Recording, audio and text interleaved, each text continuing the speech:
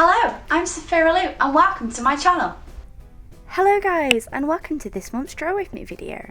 This is a sort of like a storybook illustration that I've done, just a random illustration, and it's entitled Mushroom Hunters. But before I get into the piece, let's talk about the equipment I've used. I'm using my Daylight Rownbey mixed media pad. As you can see, I'm using a Sakura Macron to illustrate the outside. The background has been done with the Windsor and Newton watercolours, just a half Cotman pans, and the characters were coloured in with Letraset promarkers. The masking fluid I've used is the Frisk masking fluid, which you'll see me using later on, and this is the blue masking fluid, just so I can see the difference between the white areas that I was drawing on and the dark areas. So let's talk about the illustration.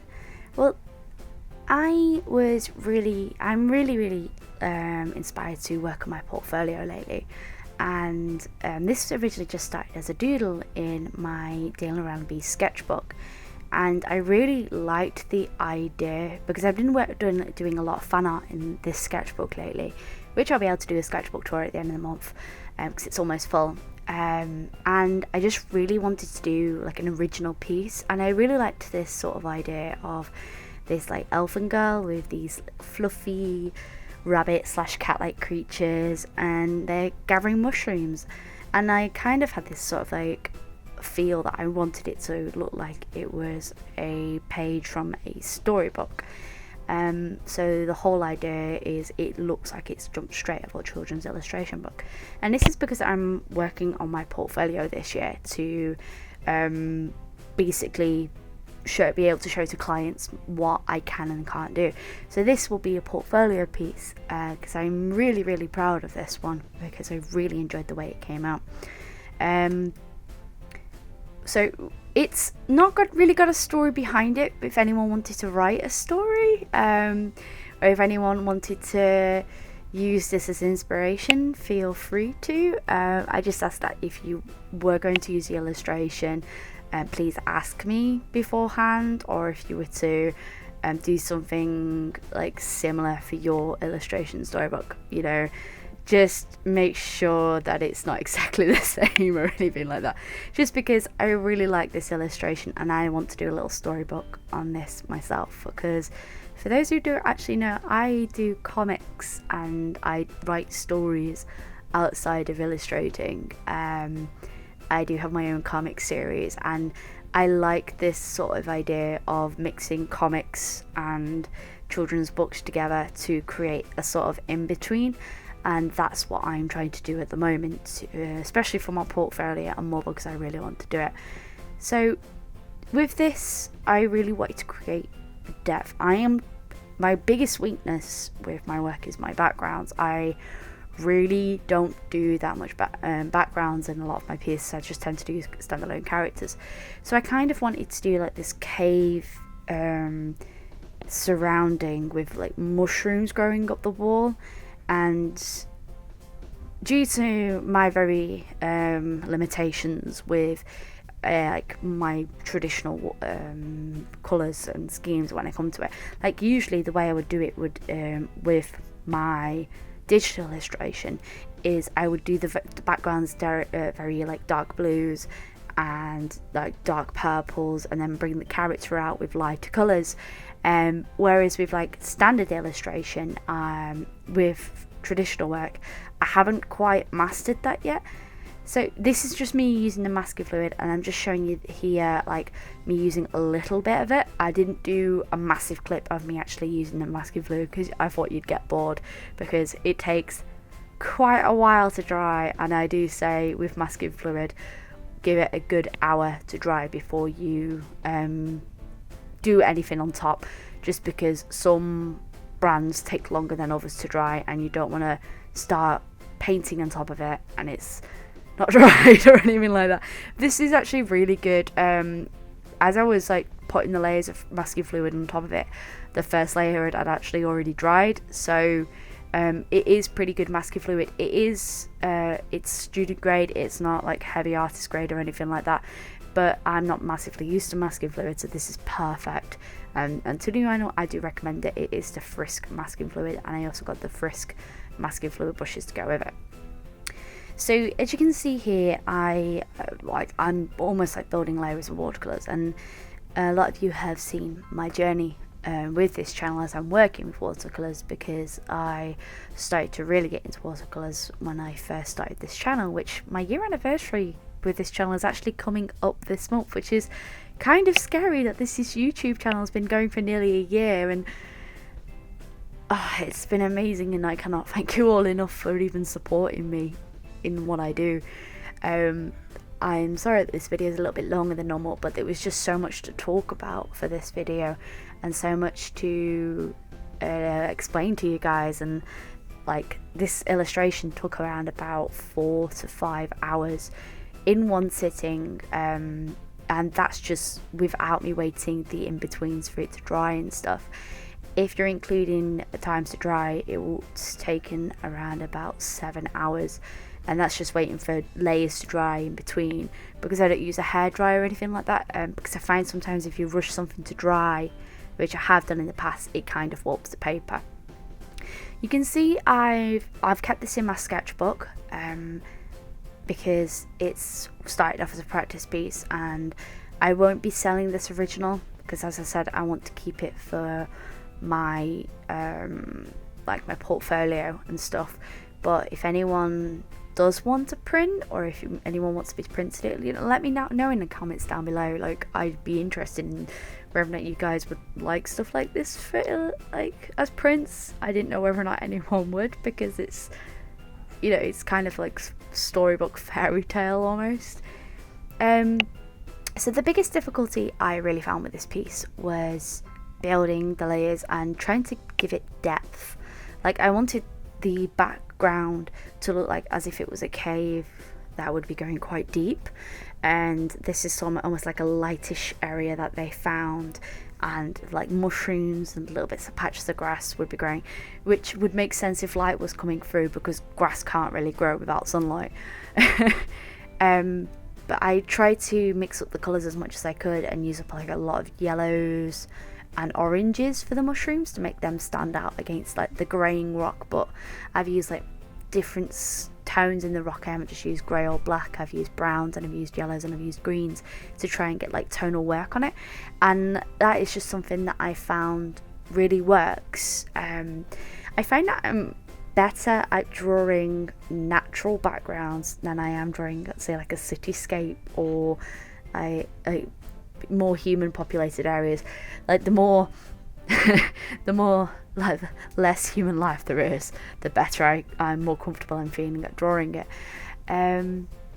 But there, I really enjoyed doing this, and I do recommend anyone, if you do want to do it, go into children's illustration, or if you do want to try out like illustrating a story from a page from a storybook, like when you're doing the scene, think about the whole scene. Like, that whole picture has to tell a story, because when you're illustrating that excerpt from that story, you're basically telling something that the words couldn't. So I can imagine in this scene that they've been hunting in this cave, and they finally found the mushrooms, and the animals are so excited that they're literally whizzing around her legs, and she's lifting up her skirts so that she can see them actually running through, and laughing and joking, and she's playing with them because they've been on a long journey. And that's the kind of like idea I get from that. And Bella just knocked over something, but like that's the sort of feel I get from this illustration, and that's what I wanted. I just kind of wanted it to look whimsical and just to look really happy and jolly, and it to be really cute in a way, if that makes sense. And none of this is real, it's fantasy, but I wanted it to look as real as I possibly could. And I do really like the little critters. I'd like to draw them again in something, or I'd like to use this character in a later storybook. She's sort of like a pirate elf. So she's girly, but at the same time she's just like really feisty, and can stand her own ground, so to speak. But I do enjoy doing like these sort of illustrations, and I would like to do more. And if you guys would like to see more, let me know. Do you guys enjoy doing storybook illustrations? If you do, if you have done any, let me know. I'd love to see your work. I do genuinely enjoy seeing how other people draw stuff, and I think it's one to see how different people would interpret this sort of theme. I mean, if you guys have drawn anything in this way, shape or form, you want me to look at it, if you want any feedback, or if you've seen something that you want me to look at, share with me. I love seeing this sort of work. Like, illustration is my life, and I absolutely just love seeing how everyone does things. So when you guys are drawing, do you find that you come up with a little story for the drawing as you're doing it? I could imagine when I was drawing this, like the whole life of this girl and how she lives, what she does, and how her day-to-day life is, and how she does everything. And it's just, I could imagine everything about these characters and sort of adventures they'd get up to. And that's the kind of thing I do when I draw. Like, I don't just illustrate the character, I think about why the character's in this position, what they're doing, and etc. As you can see, the biggest part of this whole piece for me was just working on the background, and that's because it's just not something I'm very comfortable with. And I will get people asking, the reason why the bulldog clips are down is to hold the paper down. Now, I primed the paper beforehand, so what I'd done is I'd given it a wash of water and then let it dry. But the bulldog clips are there to keep the paper in place so it doesn't buckle too much as I'm using it. It's not watercolour paper, it's mixed media paper, so it won't behave the same way that watercolour paper will do. But I knew I wanted to use more than one medium with this piece. Oh look, here we go. Peel pond! Look at that peel coming off so nicely. But yeah, I didn't want to show you too much of it, just peeling it off, because it just took forever, and then I had to tidy up all around the edges, and it just took too long. And the reason why I decided to colour the character in my pro markers and do the background in watercolours was because with the pro markers, as though I've kept to almost the same muted tones in the illustration background as I have the foreground, but by me doing this almost cell shading, it kind of makes it look a little bit like a piece of animation. And this is because the way in most animations what they'll do is they'll paint the background and then add the characters on top, which have been cell shaded. So I was kind of treating this almost as if it was not only like a still from a storybook, it was almost like a still from a piece of animation as well. And this I have really weird thought processes when it comes to drawing stuff, and that's the kind of stuff that I go through when I'm thinking. Does anyone else like sort of go through that when you're thinking of what you're drawing, like how you're drawing it? And to me, illustration is, it looks like it is a still from something. It looks like you've taken that moment and you've drawn it. That's what illustration means to me, and that's sort of how I feel when I'm drawing. I feel like I'm taking a still of something and I'm capturing that moment. And it sounds really weird for me to say it out loud, but that's the kind of thought process I go through. I don't know. Do you guys go through any process when you're drawing? Is there anything in particular you guys like to do when you're going through stuff? Is there like key steps that you take when you're drawing? Because me, it's like I do sketches, I do thumbnails, and then I go into the final piece, and then I build up my final piece. And when I'm thinking of that, I'm also thinking of like the background, the story, to everything behind the piece, to why it is. And that's the kind of thing I like to do, just to try and make it mean a little bit more something. I don't just draw because I like drawing. I draw because I want it to mean something. I want it to say something. I want it to have like a meaning behind it, and that's just what I enjoy drawing. I mean, if you guys want to see more stuff like this in my monthly draw with me videos, like, let me know in the comments down below, I'm thinking of doing a short video series, like a short 2-minute ones, with the suggestions that you guys gave last week to create like quick character designs, just to do like short quick fire videos like once a week. So how I've got like these weekly videos, there'll be another one. Would you guys like to see that? It's just something to step up the channel a little bit more, so I just feel a little bit more like I'm doing more with this channel than what it is already, because I just want to step up my game with what I'm doing, because I think I should. So it is just like a few looks over the illustration. Like, let me get you guys, let me know what you guys think of the overall thing. I mean, I'm really proud of it, and I really love the fact that I did glitter, because it makes the cave look all sparkly and the mushrooms all sparkly.